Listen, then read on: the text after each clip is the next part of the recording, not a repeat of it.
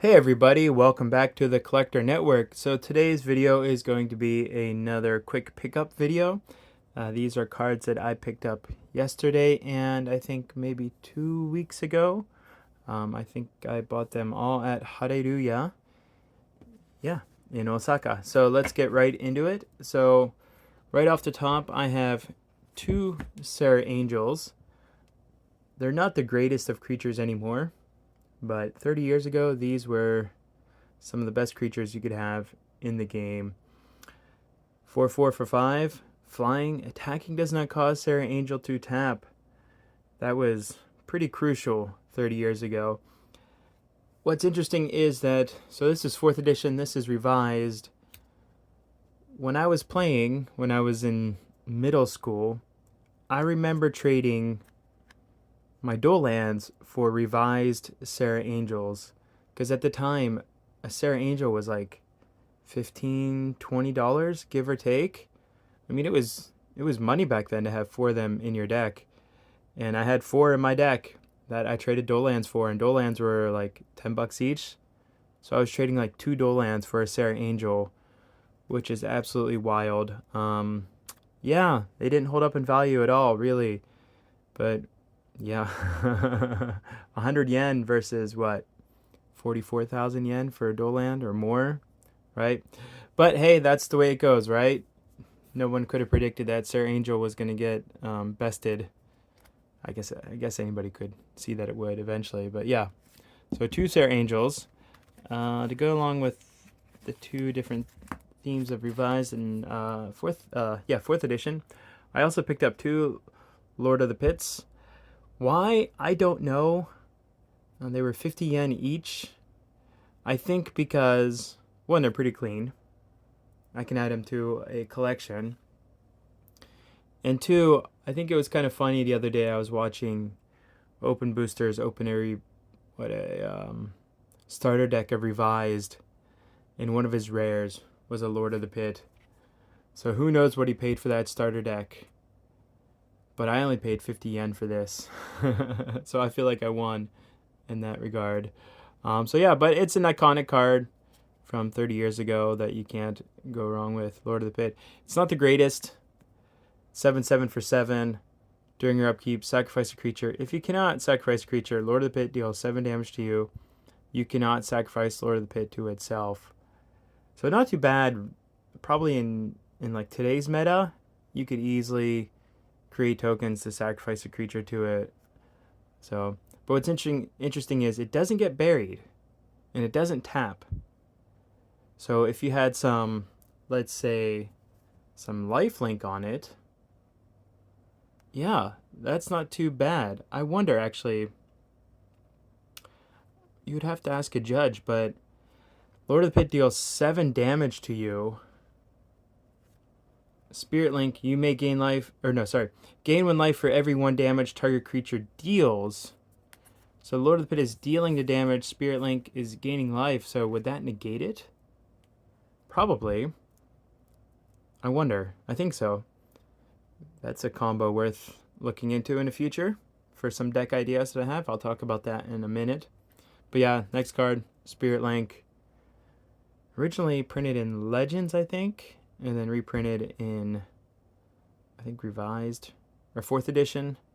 4th edition, and that's it. Although there's been other printings, but I'm talking about way back then. But yeah. Anyways, Spirit Link. This used to be a clutch card back in the day. It was good for defending and attacking. You could put it on your opponent's creature, and yeah, they wouldn't deal any damage to you. It was nice. Let's go with the next two big creatures here. I got two of the biggest creatures back in the day. We got a Leviathan, what is it, 9 mana, 10/10. Trample, comes into play tapped, and does not untap during your untap phase. During your upkeep, you may sacrifice 2 islands to untap Leviathan. Leviathan cannot attack unless you sacrifice 2 islands during your attack. So, yeah, you're going to be sacking lands left and right, but 10/10 for Trample. It was hard to stop back then, and so if you can get one or two attacks in with it, you were pretty much golden. But I didn't know anybody that ever really played with it because it was just too difficult to keep in play. And same with Polar Kraken, an 11/11 for 11 cumulative upkeep, sacrifice a land, comes into play tapped. Right, I got it just more because of the nostalgia for it, and it was an iconic card back in the day. This was from Ice Age. Sorry, this was from Ice Age, and this was from Revised. Or no, sorry, 4th edition. But yeah, so I got those. Let's see. We got a Baron Sanger from Homelands. Oh, focus camera. There we go. Baron Sanger actually was playable back then. Even for 8 mana, it was still pretty playable. Flying whenever a creature is put into the graveyard, the same turn Baron Sanger damaged it, put a 2/2 counter on Baron Sanger. Tap to regenerate target vampire. So it was pretty good back in the day. 5/5 flying. Yeah, it was hard to beat. But yeah, that came out in Homelands, and I paid 50 yen for that. And I checked on Scryfall, and it was going for, I think, $6. So that's a pretty good deal on that. Next up, before we get to the even more vintage stuff, I picked up 2 more Nightmares. So I now have 3 Nightmares. The reason I got 2 more Nightmares is I want to make a vintage mono black deck. And I think Nightmare was a pretty good creature back then. I don't know if I'll use all 3, but I definitely want to include it into the deck. At least one. I might even include the Baron Sanger. I'm not sure yet. Now that I know how to play the game a lot differently than I did when I was in middle school, I'll probably try different a different deck setup. We'll see. But that'll be probably a video coming in within the next month or so. I'll talk about making that deck.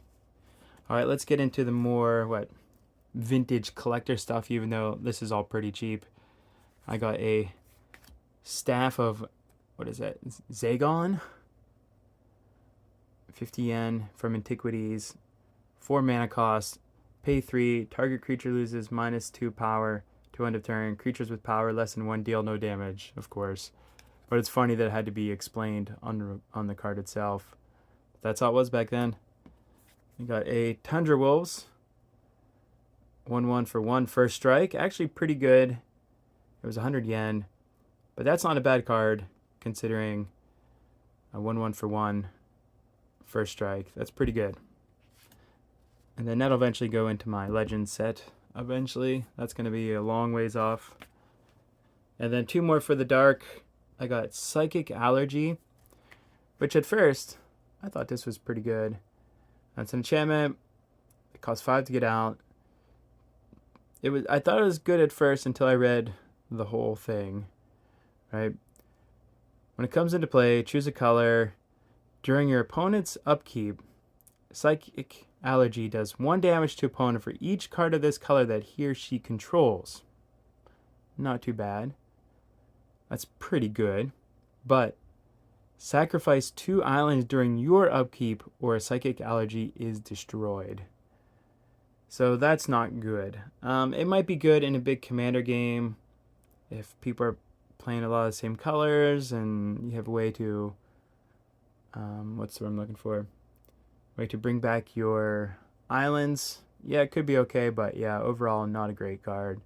But I did pay 400 yen for this. Let's see. I still have the sleeve here.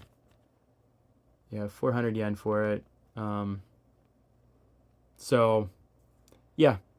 Oh, it's rated MP. MP is moderate play, but it looks pretty good. Even a little bit of dings on the back. But overall, it's not too bad. Front's okay. A little bit of dings, but not too bad. Anyways, I don't care. It's going into the collection.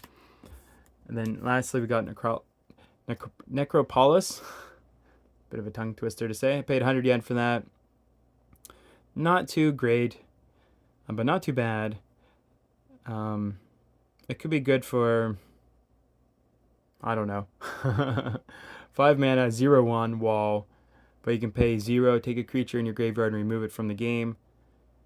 Put X +0/+1 counters on Necropolis, where X is the removed creature's casting cost.